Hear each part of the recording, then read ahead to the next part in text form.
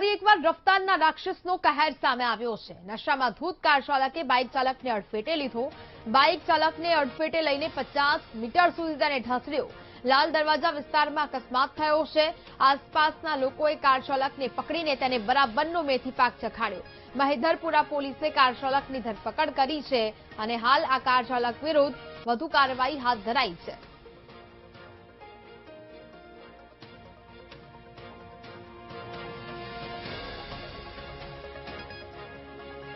इस प्रकारे फरी एक वक्त सूरत में अकस्मात दृश्यों सामे आवी रह्या छे। बेफाम कार चालके एक व्यक्ति ने 50 मीटर सुधी ढसड्यो होवानुं सामे आव्युं छे। कार चालक जिग्नेश धामेलनी हाल तो पोलीसे धरपकड़ करी વધુ કાર્યવાહી છે તે હાથ ધરી છે। બાઇક ચાલકને આ કાર ચાલકે અડફેટે લીધો હતો, જેને કારણે તે ઇજાગ્રસ્ત પણ થયો છે। બાઇક ચાલકને 50 મીટર સુધી ઢસેડવામાં આવ્યો। બેફામ રીતે કાર હંકારવા સમયે અકસ્માત થયો હતો। લોકોએ આ કાર ચાલકને પકડીને બરાબરનો મેથીપાક ચખાડ્યો। ત્યારબાદ મહેધરપુરા પોલીસ આવીને આ કાર ચાલકની ધરપકડ છે તે કરી છે। નશામાં ધૂત હોવાનું પણ સામે આવ્યું છે।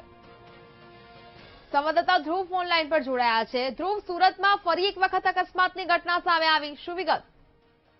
બિલકુલ સાચી વાત। સુરતના લાલ દરવાજા વિસ્તારની ઘટના જે છે તે સામે આવી છે। લાલ દરવાજા વિસ્તારમાં રફતારનો કેર જે છે તે ફરી એક વખત જોવા મળ્યો છે।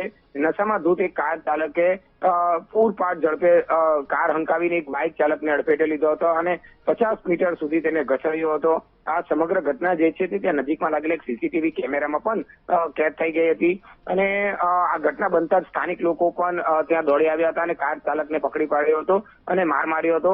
ત્યારબાદ મહેધરપુરા પોલીસને આ બનાવની જાણ કરી હતી। મહેધરપુરા પોલીસ પણ ઘટના સ્થળે પહોંચી છે। કાર ચાલક જે છે તેની અટકાયત કરી હતી। કાર ચાલક જિગ્નેશ દીપક ધામેલ કરીને જે છે તેની પોલીસે અટકાયત કરી લીધી હતી અને કાયદેસરની કાર્યવાહી કરી હતી। હાલ તો આ બાબતે પોલીસે તેની ધરપકડ કરીને જ્યુડિશિયલ કસ્ટડી માટે મોકલી આપવામાં આવ્યો છે।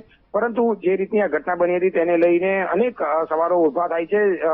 જે રીતે કાર ચાલકો બેફામ ચલાવી રહ્યા છે અને રફતારના કેરમાં રસ્તાને જાણે પોતાનો રેસિંગ ટ્રેક બનાવતા હોય તેવું જોવા મળતું હોય છે, ત્યારે આવા કાર ચાલકો સામે કડકમાં કડક કાર્યવાહી થાય તેવી માંગ પણ ઉઠી રહી છે। બિલકુલ ધ્રુવ, જાણકારી બદલ આપનો આભાર।